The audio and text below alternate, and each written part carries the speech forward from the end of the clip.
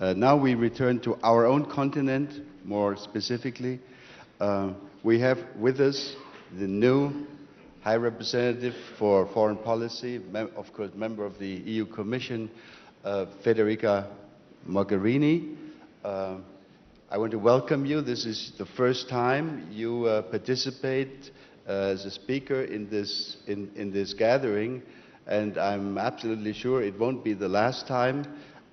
So without further ado, I'd like to invite you to be the second speaker to open this third day of the conference. Good morning. Thank you very much. Thank you for the invitation, and I'm sure from my side it won't be for sure the last time. And let me just say that, apart from my notes, that the words of Kofi Annan, the quote of Gramsci, inspires me an opening that is probably very much fitting into our times, because the continuation of that sentence, if I am not wrong, is we live in a time of monsters. And if we look back 25 years, on the 9th of November 89, we all thought that a new world order was about to start. I was 16 at the time, and for sure at that age you're full of hope and dreams, but it would have been impossible for anyone in those days to convince not just me, but many others much older, much wiser than me, that the future of Europe, the future of the world, was not going to be bright and peaceful. The fall of the Berlin Wall was opening the doors to great expectations and great opportunities. Today, 25 years later, we hardly dare to refer to any form of world order, and rightly so. In the world we see emerging, it's hard to define the centers of power. They are multiple, of different nature, and overlapping in a rather chaotic web. 25 years after the end of the old bipolar system, the world is far from being a unipolar one, nor is it truly multipolar. Maybe we're living times of absence of poles, times of an endless transition to something we cannot still define. Complexity, conflictuality, interdependence seem to be the only elements we can be sure about when we refer to our times. The big question is, for all of us in Europe and in the world, how do we try to make a change? How can we manage complexity, prevent or handle conflictuality, and take the opportunities that interdependence offers to us? How do we shape, after 25 years, a new world order? Let me try to say how I think the European Union can contribute to addressing the many challenges and the few opportunities we face, and hopefully trying to make the opportunities more than the challenges. First, by focusing on our immediate and wider neighborhood. As Europeans, we can only expect to be a credible global player if we act as a responsible power at our doorstep. Our priority are the many challenges that are most immediate and most urgent. We stand side by side with our partners and friends in the region in defense against those that seek to undermine their values, their aspirations, their sovereign choices. We support their state-building projects, their democratization, economic reforms, as well as their European and regional integration.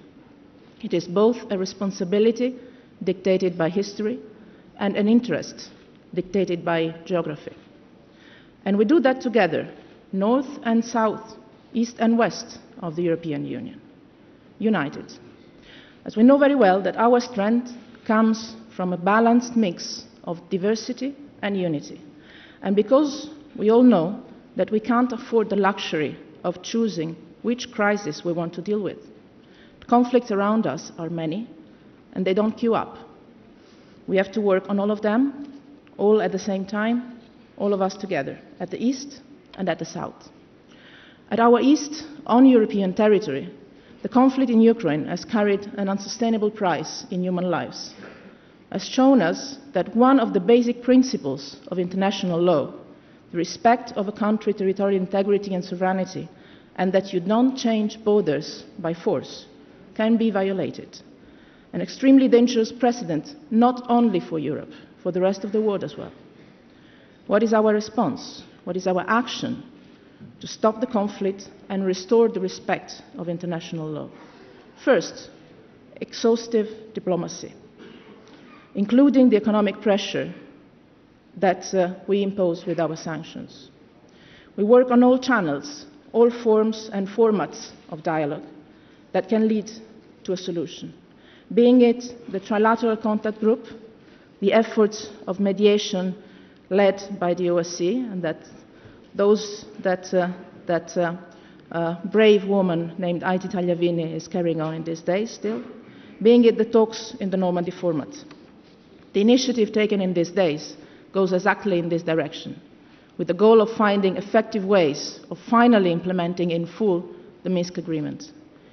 We do not know yet whether these efforts will succeed, but it is our duty to try, not only because we feel the urgency of reaching a ceasefire and making it sustainable, but also because we know that there is no alternative solution to a diplomatic solution for this crisis.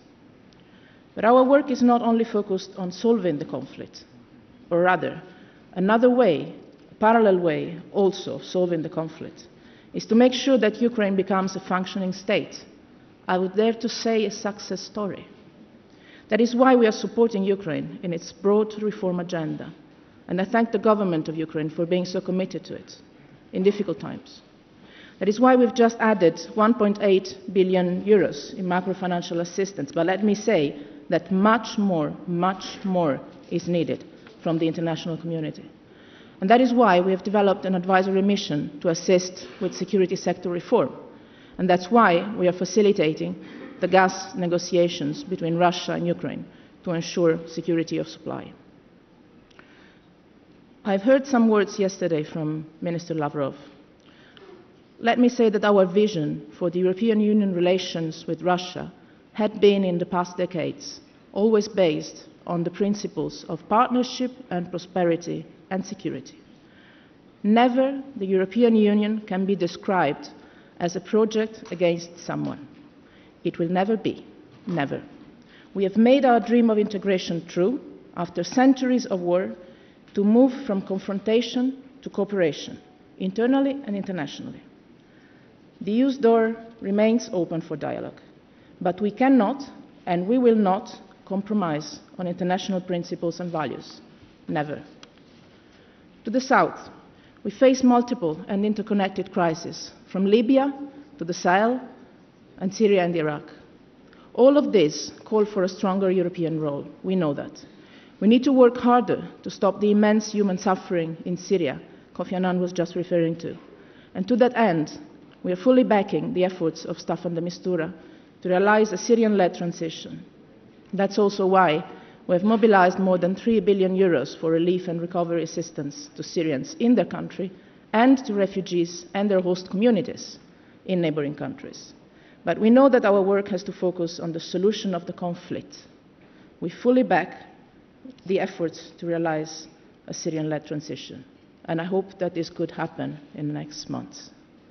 The conflict in Syria and Iraq has been greatly amplified by the threat emerging from Daesh, that is first of all a threat to Muslim communities and to Arab countries, but concerns us all. We are working together with all our partners in the region and beyond to prevent and contrast terrorist acts and networks. It is a security challenge, it is also a military challenge, but it is first and most a cultural challenge. We must be smart enough not to fall into the trap of a new clash of civilization and call Daesh for what it is, the misuse of a religion to perpetrate violence in a conflict for power. Now, in a region that is more turbulent than ever, it is all the more important to find ways to bring the Middle East back on the tracks of a peace process. It impacts not only the parties themselves, but the region and the wider world.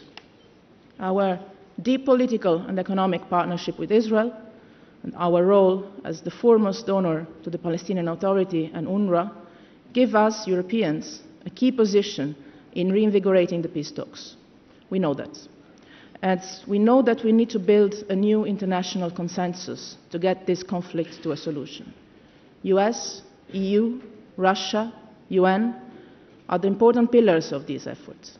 We all bring different and complementary strengths to the table. I have invited the Quartet principals to meet today, just in a few hours, to discuss the situation in the region and to underline the importance of the parties resuming negotiations as soon as possible. We need a collective rethinking of our overall approach to the conflict. The Quartet will prepare for a resumption of the peace process, including regular and direct outreach to Arab states. I believe the Arab Peace Initiative, with its vision for a comprehensive settlement for the Arab-Israeli conflict, remains for us a key basis on which a new initiative could draw. Lack of progress in resolving the Iranian nuclear issue so far overshadowed relations between Iran and the international community and held up cooperation in many areas of mutual interest. Now we have an historic opportunity. For the first time, we have a real chance to resolve one of the world's long-lasting problems. As you all know, the EU is coordinating this process, and we are now in a critical phase of intensive work towards a comprehensive solution that both recognizes Iran's right to access peaceful nuclear energy and gives the necessary assurance that the program will be exclusively peaceful. But not much time is left. This is the time to show a strong political will. We cannot miss this opportunity, and the time for not missing this opportunity is now. Comprehensive agreement with Iran will open up prospects for cooperation in many areas, both bilateral and regional. Let me mention one last challenge we need to work on in our region: Libya. We tend to forget this perfect mix of arms, absence of state structures, uncontrolled land and sea borders, flow of refugees and migrants, natural and financial resources, and divisions. We need to exercise all our pressure in these days to encourage those that are ready for a national unity dialogue to really engage, and to avoid that those that want the dialogue to stop have the possibility to make it fail. Be sure that the European Union is doing, in these very same hours, its part of the job, supporting Bernardino Leon's efforts in a very concrete way. And finally, one opportunity in our region: the Western Balkans, the most quiet place of our neighborhood, to show us that, yes, things change, where the European perspective is bringing stability, security, prosperity, and regional integration. And tomorrow in Brussels, I'll be happy to restart the Kosovo-Serbia dialogue. But the war does not end at our doorstep. Europe has built on cooperation, and it's in our DNA to build partnerships on a global level. The new world we see emerging cannot be a zero-sum game, where more influence for some means less for others. It is a world where influence can be, should be, shared. The rise of new powers, the growing number of fragile states, as well as the risks that come from climate change, resource scarcity, and insufficient attention to human and social development, all demonstrate the urgency of forging strong partnerships. We need to define, as Europeans, a new level of ambition on how we engage with the most important players around the globe, in Africa, as much as in Asia, in the Arab world, and in the Americas. And let me see that TTIP is going to be a key element of this. Partnership is also the key to increase the effectiveness of our common security and defense policy.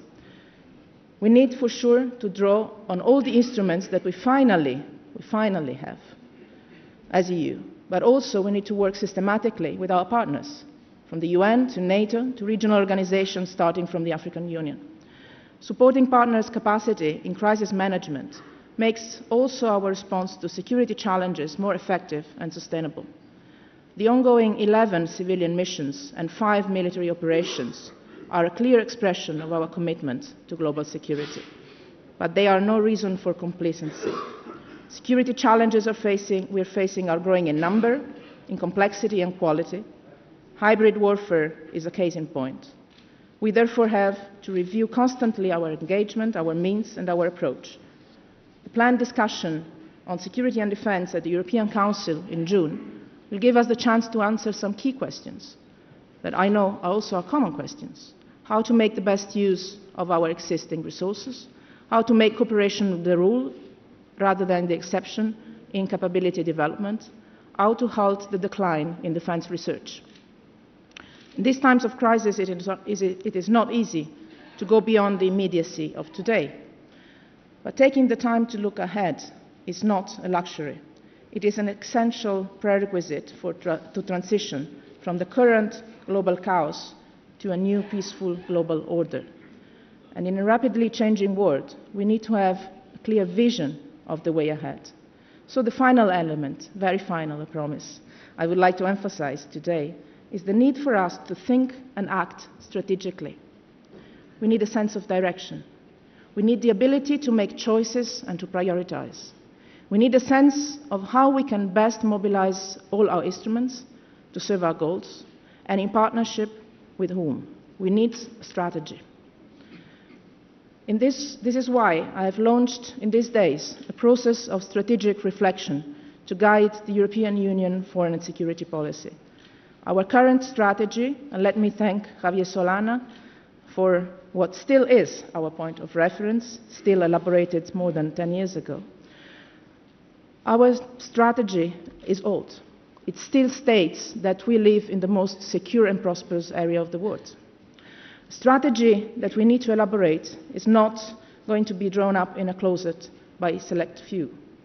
We need a broad process that involves member states, European Union institutions, as well as the foreign policy community, spanning across academic, think tanks, media, and civil society. So, you all have, I guess, I want to invite you to do that, contribution to make to this new start.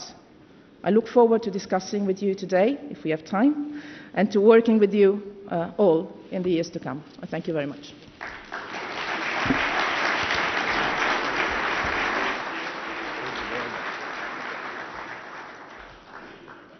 I'm afraid we don't have time for a full-fledged question and answer period, but let me ask you one question. But before I do that, let me applaud what you said at the very end.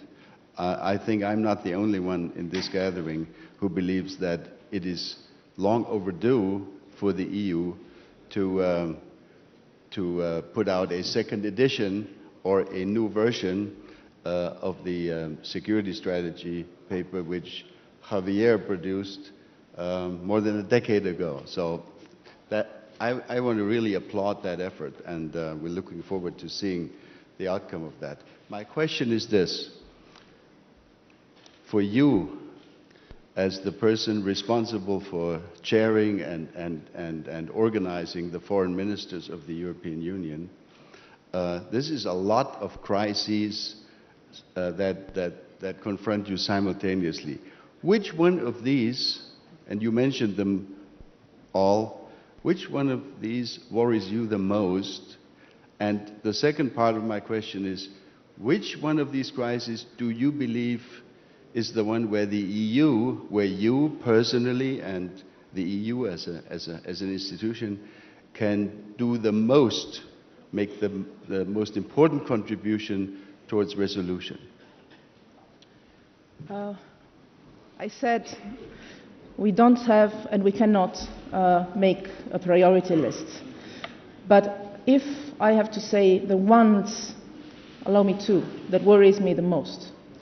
One is the obvious one, the one about which we have been talking about most in these days, which is the crisis over Ukraine.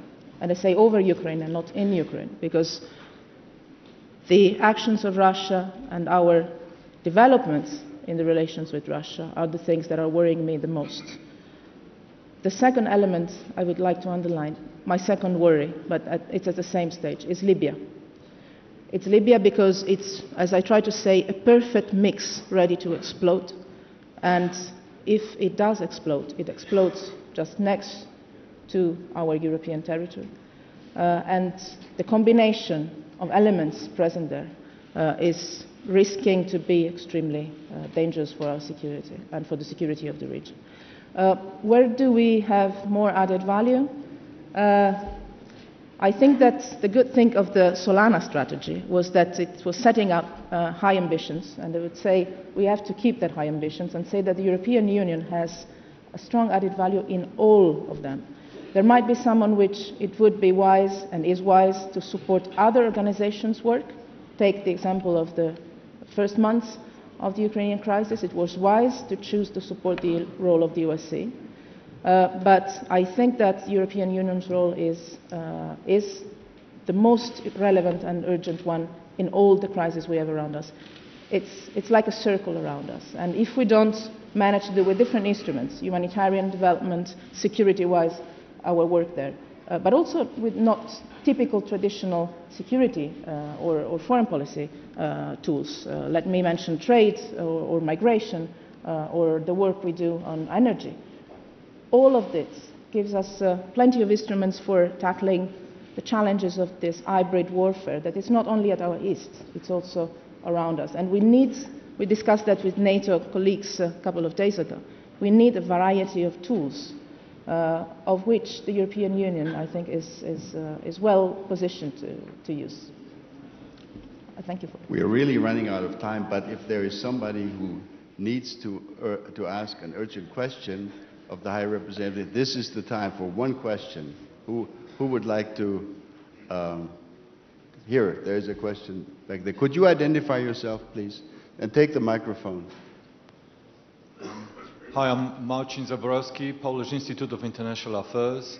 A while ago, we were involved in the effort with 4 other think tanks, including the Italian Institute and the Elcano, in preparing the... Can you repeat it? A while ago, we were involved in the effort of preparing the grants for the revision of the European security strategy, and we called the effort European Global Strategy. We did it in cooperation with the Swedish Institute, with Elcano, and with YAI. And I wonder whether you see any space there for capitalizing on this effort. Yes, and actually, I'm not sure we need, at these times, a security strategy. Maybe we need a foreign policy, or a foreign policy and security strategy, or a global strategy. And yeah, I know the work you've done. I've already started discussing this with a small group that I've established to start the process. I think there is space to build on that. I think we need to do the process in 2 steps, if you allow me 1 minute. First, I was tasked, the High Representative was tasked in December 2013 at the Council to present an assessment of the global situation in the course of 2015, and this is something I have to do, and I think I'll take this opportunity to start the process with an assessment of the global situation. I count on presenting this in June at the Council, and then from that assessment build on a, as I said, broad and deep process involving very much the ones that have something to say and to think about our strategy in security terms, but also on foreign policy, to have a new European strategy. So the work is not going to be done in a couple of weeks. We need the time. I would even say the process might be more relevant than the final document. We need to come up with a common sense of a European interest in our common action on the external side. Thank you again. Thank you very much. Thank you, and let's give her a hand. Thank you very much.